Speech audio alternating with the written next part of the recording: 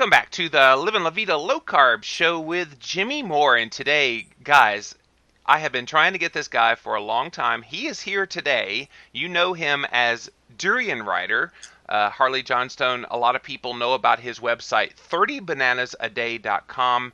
He is a very well-known high-carb, raw, vegan diet advocate. And I wanted to just chat with him because a lot of you have said, hey, have you heard about this Durianrider? I'm like, yeah, I know who he is and I know the work he does. And I thought it would be kind of a good idea just to kind of talk to him and see what his diet philosophy is all about and why he believes what he believes. So Durianrider, welcome to the show. Thanks, Jimmy. Thanks for having me on, man. Well, tell us a little more about yourself. For those people who don't know who you are, and this audience, I can't imagine it's very many, but tell us a little more about who you are and how you became this persona online known as Durianrider. Yeah. Basically, I had a lot of health issues as a child, and I was always a sick kid, the kid who couldn't do sport because he'd be too sick, he'd have asthma, I had Crohn's disease, a lot of, when I got old, when I got teenager, became a lot of acne. So I always struggled with my energy levels. And then when I became a teenager, they sort of magnified. And then I moved out of home, started making my own food, started just thinking maybe what I'm eating could affect my health. Mm-hmm. And then I got into more sport. I never had a driver's license, so I started riding my bike everywhere. And then I started meeting cyclists, and they started to go, well, maybe you need to eat more of this and less of that. And I got into bike racing. But then I sort of would always go back to, high-fat foods or junk foods, and then eventually I got chronic fatigue really bad. So I had to go even one step more and really, you look at what I'm eating, what fuel I'm putting in my tank. And that's sort of led me to where I am now. I've been vegan for 10 years. I'm a high-carb advocate. Mm-hmm. Eat a lot of bananas. And that's where I'm at today, yeah. Well, give us a day in the life of your diet. I think that'll be curious for people to hear. Day in life. So today, it's a good example. I woke up, I had about 20 of those large Californian organic medjool dates. They're really good. Just 20 of those, Pick them, chuck them in the Vitamix blender, and then a bit of cinnamon powder in there and maybe quart and a half, 2 quarts of water. Blend that up. I just drank that for breakfast. Went for an easy 1 hour jog. Are we on video now? Is this audio? This is an audio interview. Okay, that's cool because the cat's jumping around. That's okay. And and then I went for an easy hour jog with my partner just in the Van Cortlandt Park here in New York. Mm-hmm. Just easy. And then this afternoon I had lunch. I had about 4 pounds of grapes, organic grapes at Whole Foods. And then tonight I'll have probably about 15 bananas followed by a 1 pound, 2 pound salad. So do you make a lot of smoothies? Is that what I heard you say you did with the dates? Yeah. We call it Datorade. Datorade. Yeah. We call it Datorade because better than Gatorade with all the colours and stuff like that. I got you. Yeah, the Datorade is good because it's got a lot of vitamins, a lot of nutrients, and it tastes great, and it's really easy to make. And you don't need a Vitamix because they're pretty expensive blenders. Sure. But you can get like a $20 blender from Costco, but the Vitamix just makes it even smoother. Sure.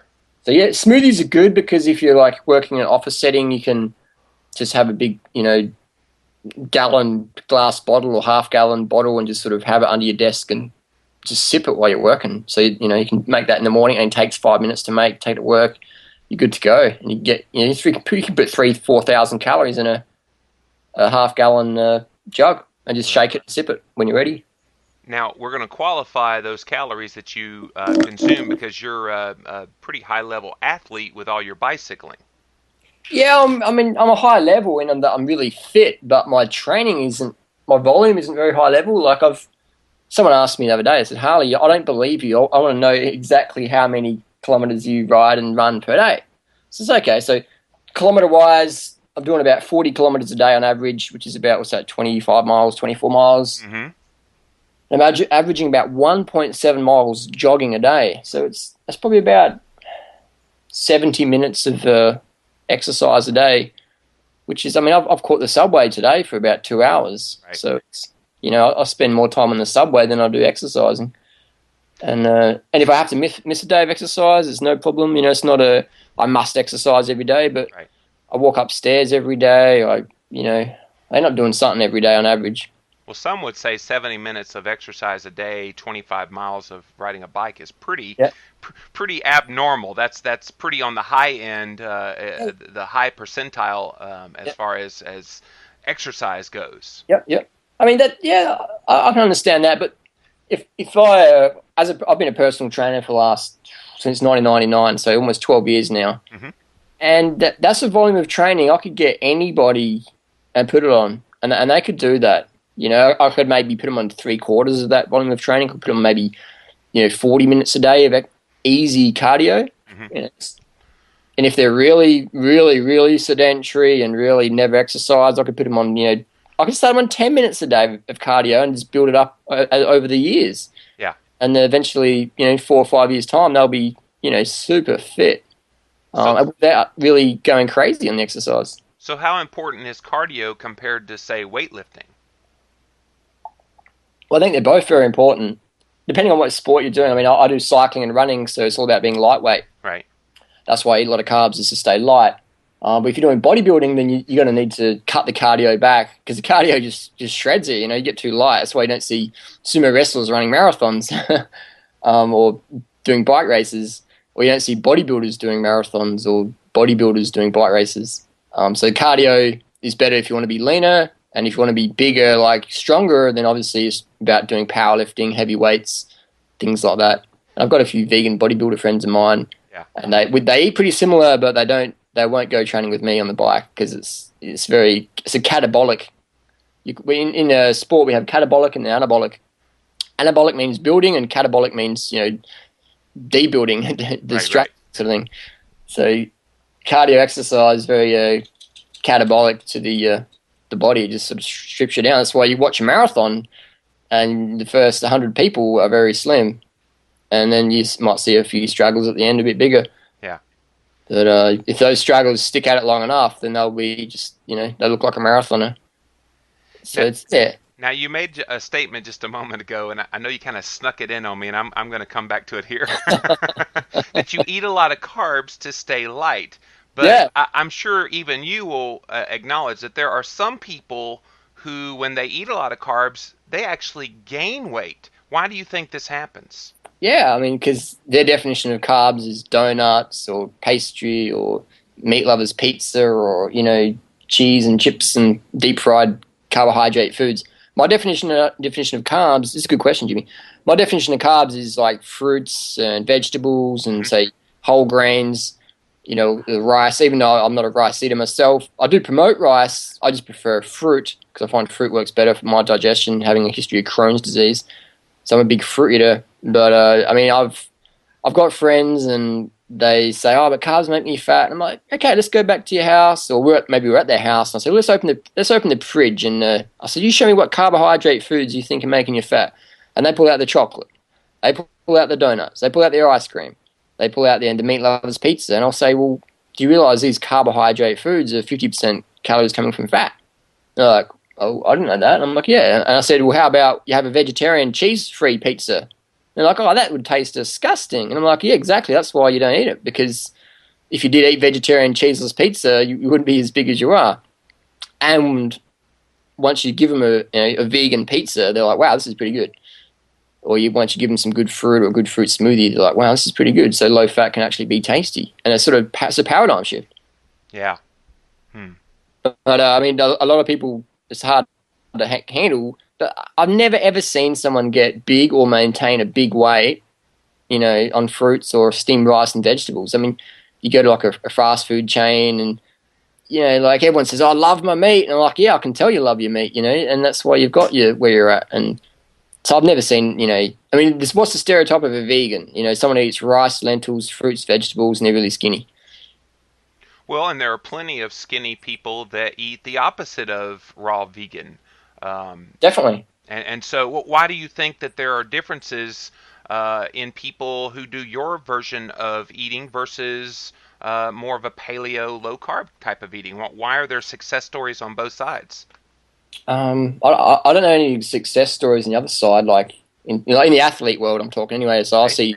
I see some athletes. They try and do the low carb thing, and they bonk. Like the word for bonking in sports is when you run out of glycogen. Right.